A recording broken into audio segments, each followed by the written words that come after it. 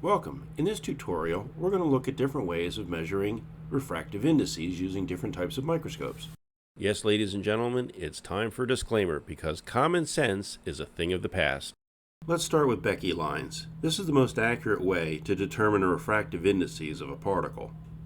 Before we get started, there's a quick public service announcement. Always start from focusing on your particle and lowering the stage. That way you don't break your slide or damage your lens. Let's start with the mineral quartz, which has refractive indices of 1.54 to roughly 1.55. As we close down the condenser iris, we can begin to see coloration showing up within the particle. Here you can see the formation of the Becky line. In this example, since quartz and the liquid medium have the same refractive indices, the Becky line takes on a slight bluish tinge.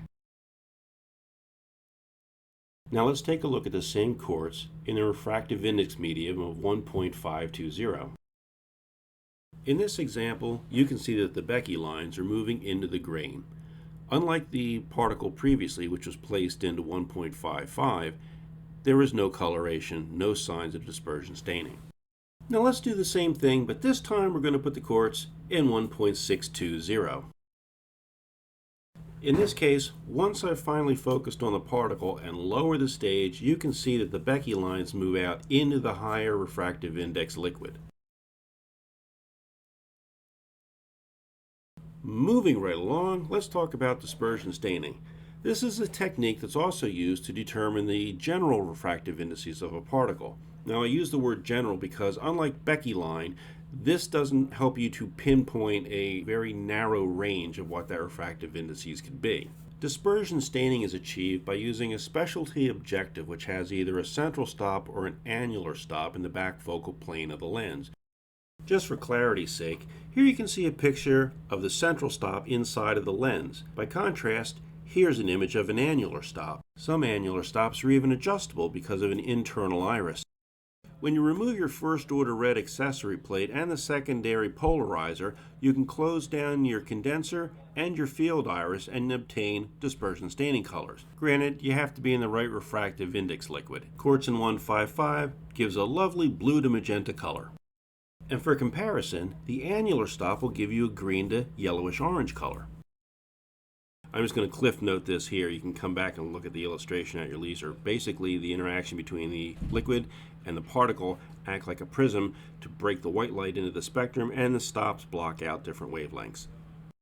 Dispersion staining is widely used in industries where the colors have already been established for materials such as asbestos or textile fibers. A good example is amosite asbestos, which is well known for yielding a blue to yellow coloration when prepared in 1.680 dispersion staining liquid and using a central stop dispersion staining lens. By comparison, the annular stop yields a dull bluish gray to dull yellow coloration, which is why the central stop dispersion staining lens is more often used. Now that we've covered the usual suspects, let's talk about a few cheats. The first is the oblique illumination method, sometimes called the slider method. In this process, you're going to use your first order accessory plate and slowly slide it in to block the beam. Let's take a look at the mineral albite. Now this is something you find quite frequently whenever you have cement dust. Albite has a nominal refractive indices of about 1.53. Now, with your polarizer and your accessory plate removed, close down your condenser iris a little bit, then slowly slide the accessory plate back in. Now here's the key thing to look for. Which side of the particle begins to go dark? If your particle has a higher Ri than the media, then the leading edge will darken. On the other hand, if your particle Ri is lower than the liquid media, then the trailing edge will darken. Now let's take a look at albite in 1.528 refractive index liquid. As you can see, when the slider moves in towards the particle, you can begin to see dispersion staining colors. Not only can you see the blue color because the Ri of one axis is close to the media, but you can also see the yellow shift because the other axis has a higher indices than the 1.528 media. In this case, that would be the gamma axis, which is around 1.54. As you can see, this matches up really well with the central stop dispersion staining colors for albite. The one caveat here is you can't get the dispersion staining colors in relationship to the particle orientation in the same way you can with a central or annular stop lens.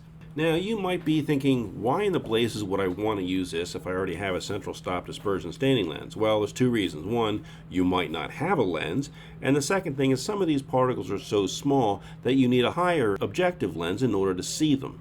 Now, there's quite a few other ways to determine the refractive indices of a material, but I'm going to touch on two of the basic ones because these are very common microscopes. And this tutorial is about refractive indices under the microscope.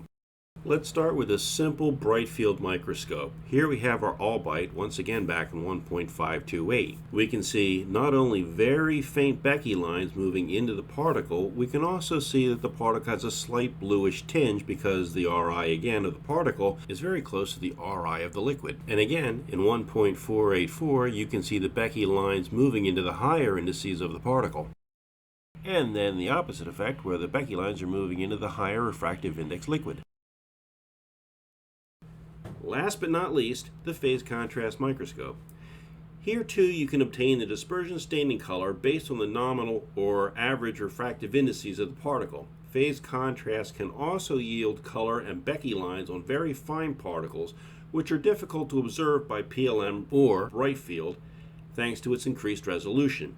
Just keep in mind, both standard transmitted light and phase contrast will only yield nominal indices of the particle based on the average of the alpha, beta, and gamma RIs.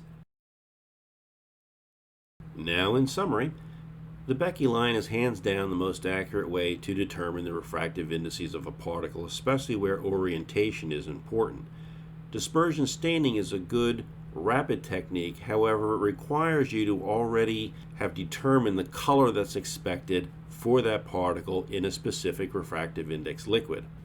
In case you haven't noticed, dispersion staining lenses are almost always made from 10x objectives. This has everything to do with the ratio between the size of the particle and the range of wavelengths in visible light.